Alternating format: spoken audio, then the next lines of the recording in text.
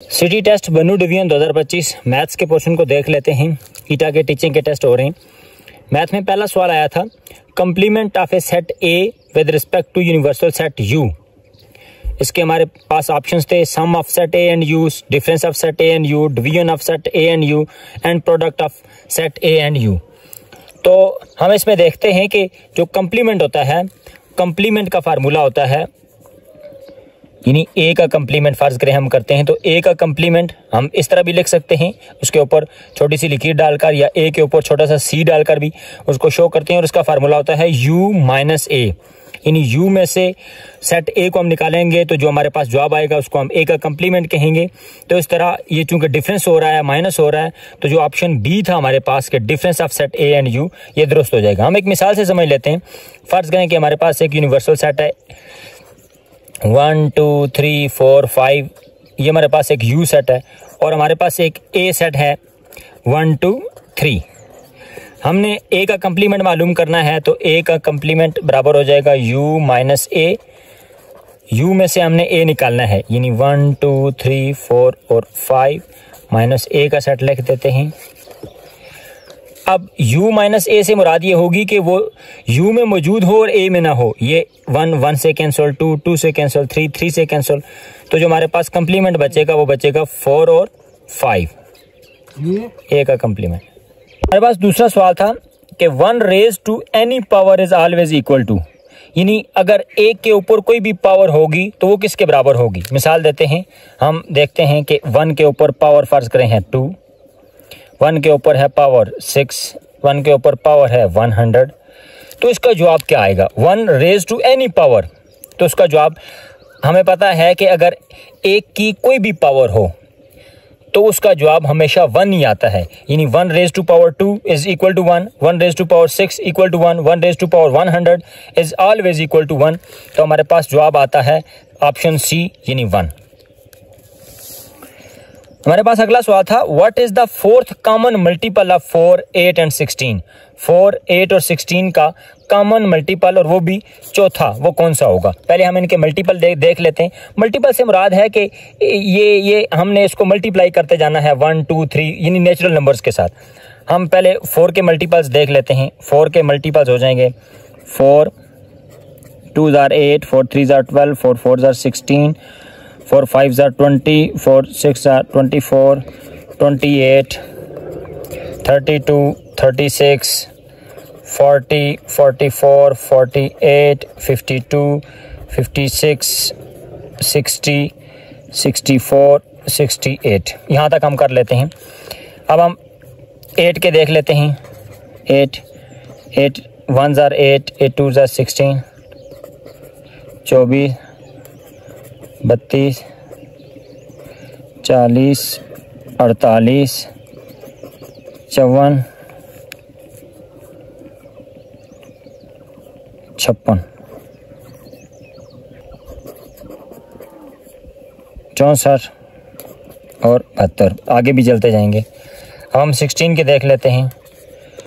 16, 32, 48, 64 और 82। आगे भी हो सकते हैं, लेकिन फिलहाल हम इन्हीं को देख लेते हैं। अब ये 4 के मल्टीपल्स हैं, यानी 4 का हमने नेचुरल नंबर के साथ मल्टीप्लाई करते गए तो ये आपके पास आ गए। 8 के मल्टीपल्स ये हो गए, 16 के ये हो गए। अब हमने देखना है कि इनमें से कॉमन कौन से हैं, तो हम कॉमन देख लेते हैं। ये 16 है, यहाँ पर ये 16 है और यहाँ पर ये 16 है। ये तीनों कॉमन हो गए, ये पहला कॉमन है। दूसरा 32 यहाँ पर भी है, 32 यहाँ पर भी है और 32 यहाँ पर भी है, ये दूसरा कॉमन हो गया। 48 यहाँ पर भी है, 48 यहाँ पर भी है और 48 यहाँ पर भी है, ये तीसरा कॉमन है। 64 ये कॉमन है, ये भी कॉमन है और ये भी कॉमन है। अब हम देख लेते हैं कि हमारे पास जो कॉमन मल्टीपल्स हैं वो हमारे पास आ गए 16, 32, 48 और 64। ये बुनियादी तौर पर हैं, आगे भी चलते जाएंगे। हमसे पूछा गया है कि what is the fourth common multiple. ये मल्टीपल थे, इनमें कॉमन ये थे और चौथा जो कॉमन मल्टीपल है वो हमारे पास है पहला, दूसरा, तीसरा और चौथा 64। तो हमारे पास जो अवेलेबल ऑप्शंस थे 56, 64, 72 और 96, उसमें ऑप्शन बी दुरुस्त जवाब है। अगला सवाल था हमारे पास चौथा, what is the number of surfaces and there types and square pyramid. अब पिरामिड होता क्या है, पहले हम एक पिरामिड ड्रा कर लेते हैं जिसका बेस स्क्वायर है। ये देखें, फर्ज करें कि हमारे पास ये हमारे पास एक स्क्वायर हमने बनाया है। अब पिरामिड ये होता है कि पिरामिड के एक तरफ कोई ज्योमेट्रिकल की शक्ल होती है, जैसे ट्राइंगल हो सकती है, रेक्टेंगल हो सकती है, ट्रेपेजॉइड हो सकती है, स्क्वायर हो सकता है जैसे हमारा इस केस में है, और दूसरी तरफ एक पॉइंट होता है, एक नुक्ता होता है। अब हम देखते हैं कि ये वाली लाइन आकर इससे मिल रही है, ये वाली लाइन इससे मिल रही है, ये वाली लाइन आकर इससे मिल रही है इस कोने से, और एक ये वाली लाइन है कि जो आकर इससे मिल रही है। तो ये हमारे पास बन गया स्क्वायर पिरामिड। स्क्वायर पिरामिड हमारे पास बन गया जिसकी बेस स्क्वायर है और ऊपर एक हमारे पास पॉइंट है जिस पर सारे वर्टेक्स आकर जमा हो रहे हैं। अब हमसे पूछा गया है कि इसमें सरफेसेस कितनी हैं और उनकी टाइप्स कौन सी है। हम देख रहे हैं कि एक नीचे वाली सरफेस वो है स्क्वायर, और बाकी साइडों वाली देखते हैं हम कि हम ये देख लेते हैं कि इसको हम ब्लैक से कर लेते हैं। एक ये वाली सरफेस है ब्लैक वाली, ये देखें आप, ये ब्लैक वाली होगी। दूसरी ये वाली कर दी हमने जो रेड से हम फिल कर रहे हैं, दूसरी ये वाली सरफेस है। तीसरी को हम फिर ब्लैक से कर लेते हैं, हमारे पास ये तीसरी ब्लैक है, और चौथी ये वाली जो पीछे वाली तरफ है जो हमें यहाँ नजर नहीं आ रही। ये चार हैं और ये चारों की चारों आप देख रहे हैं कि ये सारी की सारी हमारे पास ट्रायंगुलर बन रही हैं। क्यों कि ये देखें, ये एक साइड, ये दूसरी साइड और ये तीसरी साइड, ये देखें ये एक ट्रायंगल बनी, दूसरी ये दरमियान में, तीसरी ये और चौथी इसके पीछे। तो चार ट्रायंगल बनेंगी हमारे पास, चार ट्रायंगल, और नीचे एक ये वाला जो हमारे पास स्क्वायर बन रहा है। तो टोटल बनेगी 5 सरफेसेस जिनमें 4 ट्रायंगल होंगी और एक स्क्वायर होगा। तो हमारे पास ऑप्शन बी में है total 5 surfaces, 1 square and 4 triangle. तो ये हमारे पास ऑप्शन बी दुरुस्त जवाब था। हमारे पास आगे 5वां सवाल था कि the length of 3 ropes are 42 meter, 54 meter and 64 meter. If Ali wants to cut the ropes into pieces of equal length without any rope left, what will be the maximum length of each piece? कि अली के पास ये 3 ropes हैं, 42 metre, 54 metre और 64 metre. Ali इनको इस तरह काटना चाहता है कि सारी रोप्स के बराबर बराबर हिस्से बन जाएं और बचे भी कुछ ना। तो हमने वो मैक्सिमम लेंथ बतानी है कि जिसमें वो अली उस रोप्स को काटेगा। तो हमारे पास ऑप्शन है 2 मीटर, 6 मीटर, 7 मीटर और 1 मीटर। अब हमने देखना है कि चूंकि यहाँ लिखा हुआ है कि मैक्सिमम लेंथ आपने मालूम करनी है, तो इसके लिए हमें इन तीनों का मालूम करना पड़ेगा। HCF highest common factor, factor से मुराद होगी वही उसकी जो इक्वल लेंथ हो जाएगी। तो हम देख लेते हैं, पहले हम 54 और 42 का मालूम कर लेते हैं। HCF बाई डिवीजन मेथड हम कर रहे हैं। 142 इज 42, 12 अच्छा 42 को अब हमने डिवाइडेंड बनाया, इसको डिवाइजर बना दिया। 3 12 36, हमारे पास बच गया 6, इसको डिवाइजर बनाया और 12 को हमने डिवाइडेंड बना दिया। 2 6 12। तो हमारे पास जो इन दोनों का 54 और 42 का बाई डिवीजन HCF आ गया, हमारे पास आ गया 6। अब हमारे पास तीसरी रकम रह गई थी 64, उसको भी हम कर लेते हैं 6 के जरिए। तो 10 6 60 होता है, 4 बच जाता है। 4 को हमने डिवाइजर बनाया, 6 को हमने डिवाइडेंड बनाया। 1 4 इज 4, 2 रिमाइंडर है। 2 को हमने बाहर किया, 4 को हम इस 4 को अंदर लेकर आ गए। तो 2 2 4। हमें पता है कि जो आखिरी वाला डिवाइजर होता है वही HCF होता है। तो इस तरह हमारे पास जो ऑप्शन ए था 2 मीटर, यानी मैक्सिमम लेंथ में जो अली काटेगा वो हो जाएगी 2 मीटर। अगला हमारे पास सवाल था कि 1/2 + 2/3 + 3/4, इनको प्लस करें तो जवाब क्या आता है। हमें पता है कि इनके डिनोमिनेटर तीनों के मुख्तलिफ हैं। डिनोमिनेटर जब मुख्तलिफ हों तो हमें फ्रैक्शन का LCM लेना पड़ता है। 2 3 और 4 का हम LCM यहाँ ले लेते हैं। 2 1 2, 3 पे टेबल नहीं जाता तो एज इट इज़ लिख दिया। 2 2 4, फिर 2 के साथ 1 2 इज़ 2, 3 1 3 इज़ 3, और हमारे पास आ गया 2 × 2 × 3, 2 2 4, 4 3 12। हमारे पास आ गया 12 LCM आ गया। अब इस 12 को हमने इस 2 के ऊपर डिवाइड करना है। तो 6 2 12 और इस 6 को इस न्यूमरेटर के साथ हमने मल्टीप्लाई करना है, ये वाला प्लस इधर ही। 12 को 3 के ऊपर डिवाइड किया तो हमारे पास जवाब आया 4। उस 4 को 2 के साथ हमने मल्टीप्लाई करना है, प्लस साइन। 4 का टेबल 3 पे 4 का 12 का टेबल हमने 12 को 4 पे डिवाइड करना है, तो 3 4 ज़ा 12। 3 को हमने इसके न्यूमरेटर यानी 3 से मल्टीप्लाई करना है। 6 1 is 6, 4 2 are 8 plus 3 3 are 9 divided by 12 as it is रहेगा। 6 and 8 14 और 14 और 9 23/12। अब चूंकि ये मजीद सिंप्लीफाई नहीं हो सकते, मुख्तसर नहीं हो सकते, तो यही जवाब है 23/12। अब हमारे पास ऑप्शन ए था 6/9, बी था 6/24, सी था 21/24 और डी था 23/12। तो हमारे पास जो ऑप्शन डी था 23/12 ये दुरुस्त जवाब था। हमारे पास अगला सवाल है कि the perimeter of a rectangular field is 66 metre, if the length of field is 15 metre, find its width. एक हम फील्ड बना लेते हैं, पेरीमीटर की कोई फील्ड है, एक खेत है कि जिसका पेरीमीटर है वो है 66 मीटर। इसकी जो लंबाई है, लेंथ है, वो हमें गिवन है 15 मीटर है। हमने ये वाली चौड़ाई मालूम करनी है। हमें पता है कि पेरीमीटर ऑफ रेक्टेंगल का फार्मूला होता है 2 × L + W। वैल्यूज पुट करेंगे, पेरीमीटर की जगह 66, 2 L के साथ मल्टीप्लाई होगा तो 2L और 2W के साथ होगा तो 2W। वैल्यूज पुट करेंगे, लेंथ है हमारे पास 15 metre, 2W as it is लिख देंगे। 66 = 2 15 are 30 प्लस 2W को इधर ही रखते हैं, 30 को हम लेफ्ट हैंड साइड पे ले जाते हैं तो ये माइनस हो जाएगा। 66 में से 30 निकाला तो हमारे पास आ गया जवाब 36 = 2W। हमने 1W की कीमत मालूम करनी है तो ये 2 इधर आकर डिवाइड हो जाएगा, यानी 1 2 is 2, 18 2 are 36। तो हमारे पास जवाब आ गया, विड्थ आ जाएगी 18 मीटर। तो हमारे पास ऑप्शन थे 12 मीटर, 14 मीटर, 18 मीटर या 20 मीटर। तो जवाब है ऑप्शन सी 18 मीटर।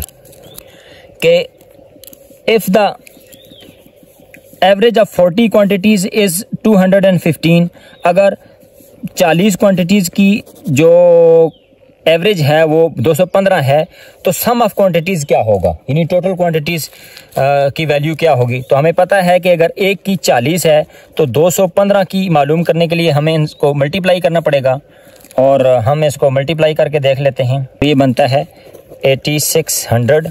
तो हमारे पास जो ऑप्शन था ऑप्शन सी 8600 ये दुरुस्त जवाब है। आगे हमारे पास 9वां सवाल, solution of x/2 - x/3 = 8। Solution से मुराद होती है कि x की वैल्यू हमने फाइंड आउट करनी है। तो x की वैल्यू फाइंड आउट करने के लिए हमें पता है कि डिनोमिनेटर एक जैसे नहीं है, दरमियान में माइनस का साइन है। एलसीएम लेंगे, 2 और 3 का एलसीएम 6 होता है। 6 को 2 पे डिवाइड किया, जवाब आया 3। 3 को x से मल्टीप्लाई किया, 3x माइनस 6 को 3 पे डिवाइड किया, जवाब आया 2। 2 को x से मल्टीप्लाई किया तो 2x = 8 एज इट इज लिखेंगे। 3x में से 2x गया तो x/6 = 8। अब हमें पता है कि ये 8 को हम 8/1 लिख सकते हैं। हमें ये भी मालूम है कि दरमियान में अगर बराबर का साइन हो, इक्वल का साइन हो और दोनों तरफ फ्रैक्शंस हो तो वो क्रॉस में मल्टीप्लाई होती हैं। 1x is x and 6 8s are 48। Cross में मल्टीप्लिकेशन से हमारे पास x की वैल्यू आ गई 48, जो कि ऑप्शन बी है।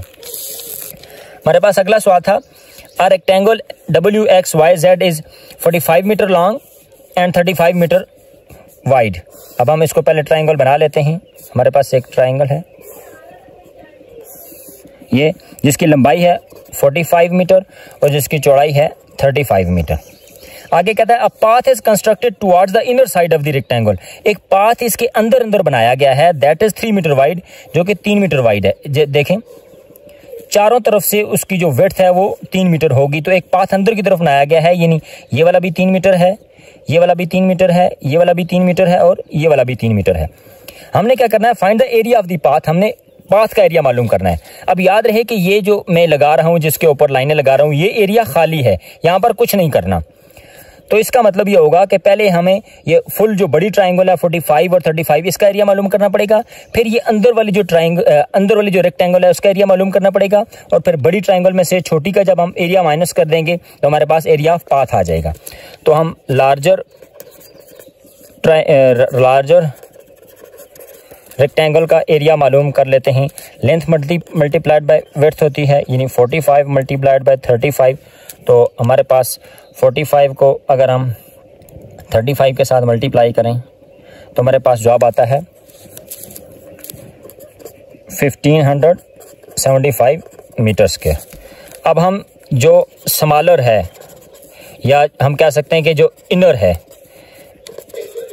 इनर रेक्टेंगल का एरिया फाइंड कर लेते हैं।